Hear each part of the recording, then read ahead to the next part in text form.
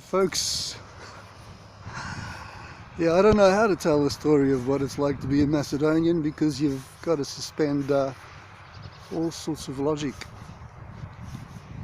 if you want to understand exactly what's happened to our people.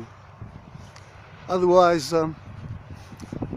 how would you get two siblings identifying as Macedonian or non-Macedonian but something else?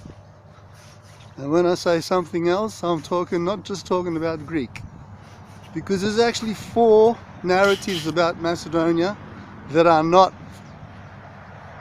from Macedonians. There's 4 foreign narratives, and then there's what we Macedonians think. Now I'm laughing because I've had to live like in the actual storm of that absurdity. I've had to live in a community that was so divided, where siblings were divided and so on. So, being Macedonian is having someone come up to you and tell you, after they've read one article in a newspaper, what it's all about. Being Macedonian is having the Greeks tell you what you are. Being Macedonian is having the Bulgarians tell you what you are. Being Macedonian used to be what the Serbs used to tell you what you are, and now there's an Albanian perspective. So they are the 4 non-Macedonian narratives about Macedonia.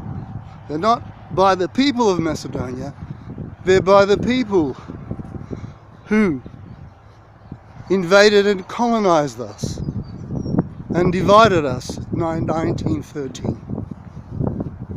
So, that's the reality. That's how old that border is that the Greeks now claim is some ancient border. It's totally ridiculous. The border goes across the valleys. There are no rivers, there are no mountains. Macedonia is 3 large valleys, interconnected 3 large valleys, and the border is through those valleys. So when we immigrated out to, we didn't immigrate, we escaped the then Socialist Republic of Yugoslavia, of which the free part of Macedonia belonged to them. So what happens is, when we cross the border, take that fateful step, we are still actually on my family's ancestral land. And that was land bought from the fleeing Turks by my great-grandfather. So it wasn't our land before them, but that's where we lived, and that's where we would buy, where our roots were, because we are of Macedonia. We were the Macedonians, and that was my great-grandfathers, who happened to have had a religious Christian education in Greek. He was the one who tells us that we are Macedonians, not some scholar in Athens and Sophia who has a reason to deny our existence because they occupy our land. Such is the case. There are our 2 current occupiers are Greece, who occupies 51% of Macedonia, and Bulgaria, who occupies, I think, around 15% of Macedonia. That other free bit, which is where I come from, is now in incredible peril, because both Greece and Bulgaria and Albania want to change the borders and annex bits of Macedonia as their own. Bits of a nation that they had virtually no link with 200 years ago. But anyway, that's what it's like being a Macedonian. It's when 2 siblings identify, one as Macedonian and the other one as something else. Now, I happen to have come into a community where I belong. That's the border, the bit where apparently a border had never existed. That's where I'm from. So when I came here, I came to to our area's other villages who happened to be in Greek-occupied Macedonia. And within Greek-occupied Macedonia, there'd be the most horrible, brutal colonial assimilationist, even genocidal, cultural genocide for sure, and linguistic genocide.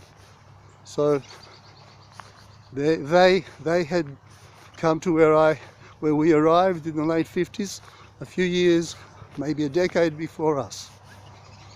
They themselves were already divided.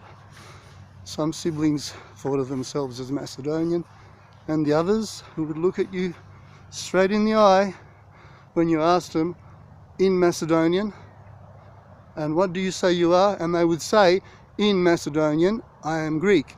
And if you said, why don't you speak Greek in that case? They're stumped, because there's no answer other than propaganda. However, this Stockholm Syndrome didn't defeat everybody. Some people actually stood up to it. So when we came here, there was the Macedonians, the divided Macedonians, thanks to the brutal, the terror that the Greek state engaged in to exterminate the people. That's the reality, unfortunately. Whereas once the Greek left, supported the Macedonian struggle, and even some gave their lives for it. I salute those Greeks. Fortunately, their descendants have become as fascist as the Golden Dawn fascists. Even more so, because they should know the history. Their grandparents and parents should have told them the history. However, that's how ridiculously authoritarian and fascist Greek culture and its narrative about Macedonia has been since the 1920s, when the Greek fascist Metaxas comes into power and decides only Hellenes exist in what had been Macedonia, 51% of Macedonia. Thanks folks, my battery's going to run out, otherwise I could have raved on all day. However, I'll be more prepared next time. So viva amigos and viva gringos.